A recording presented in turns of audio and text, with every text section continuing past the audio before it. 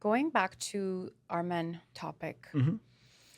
and this is kind of off topic, but it's a podcast. We can do that. I Yeah. was watching a documentary on Netflix, and it was about the notorious pedophiles of California. Hmm. And they interviewed one of them. I Hmm. forgot his name. I'll try to remember and I'll link it because I know people are going to ask for the documentary. But they were asking this monster how he chose his victims, and particularly children. He loved to molest children. And so they were asking him these questions, and he said, I would drive up to schools for several weeks. I would sit in my car and I would just watch kids. And the way I chose my victims were I observed the fathers of these children. Hmm. And if the father was not a threat, I would not go after the kid. But if the father was a threat, I would not even think once to get near that kid. So this monster chose the kids who had the weaker dads or the absent dads. And so that's why I always ask the question of how important a father's role is. And so if a man needs to have that look, that tough look, that intimidating look, then do it because this is what protects children, you Yeah. know. I And mean, it's a very singular case, right? yeah, well, yeah. But Yeah. it's still like in many cases, I mean, like look at to anybody you talk to, like the image of a man, like the not I don't mean by look, height, nothing Yeah. like that, but like the way that a man carries himself is so essential because that really opens doors for either people to take advantage or not. It's just such a big role that a man Then we are has. in a very messed up society, We are. right? We are Like though. that's That's the kind whole of, idea. Yeah. um, We you are because know, it throws all the psychology but out the door, but it's but to generalize this, I find it a little bit dangerous, and I will tell you why. Um, what dangerous.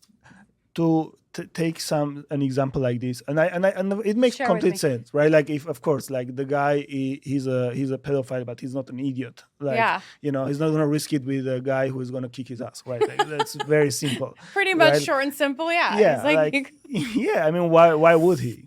Why would he?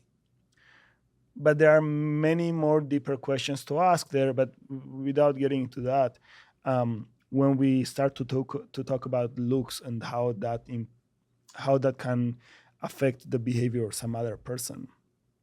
There was a very interesting study, because there was many cases of um, women being raped, after they would go to a nightclub and they would take a cab or something, public transportation, or especially it was basically in their way home, five here six. in It was in US. Argentina, but it happens here too. You Yeah. just like, this study in particular was from it wasn't a study, it was what was happening actually. But the study was about, there was a lot of discourses about, well, if they dress like that, if they're kind of drunk, if they this, if they that, then of course something is going to happen to them, right? So it was almost like an obvious thing. If they are wearing a short dress, if they are using high heels, if they are kind of drunk, of course men are going to want to rape them. This Mhm. was what was being circulated. Of course, the woman was becoming the problem again, right? Like it was because the way they dressed that the man allowed himself to rape her. You don't think that's the case? Well, this is the study that actually showed that women who were dressed professionally with their hair done and all of, more conservatively, were more prone to be Be raped? attacked by, yeah. Really? Right, because it wasn't about the sexuality in the sense of, like, we understand, like, sexualized body. It was about power, domination, right? It was about that. So the more conservative, the more you show that you're in power and domination? Is that So, what it was saying? the more kind of like exciting for the guy or for the rapist to Ah. dominate this person, right? The worst thing that could happen for a rapist is for a woman to want it. This is this study, right? I'm not claiming any expertise in this, No, no, but no. like, Yeah, yeah. this was what the conversation was. how we can fall into these assumptions that a woman dressing provocative or sensual, right, is gonna Is attract, asking for it. is asking for it, right? And the study was like, well, no, not really. So the one that's not, the rapist is finding it more exciting because Right. it's not a want. Yes, That is so interesting. there's more of imposing their will over the other, right? And Which this is, was happening in Argentina. yeah. So that's why I'm saying, and none of this is universal law. Yeah, of There are course. cases and cases, but I'm saying like there are some sick people out there that gonna hurt others. We can get into the mental health conversation and see why did they end up this way. You can get into the kind of like my personal life. I'm worried about my sister, my wife, my family, my kids. So I have like certain emotions and certain reaction to this. Or we can go the law and what we should be doing. It's a very complex conversation.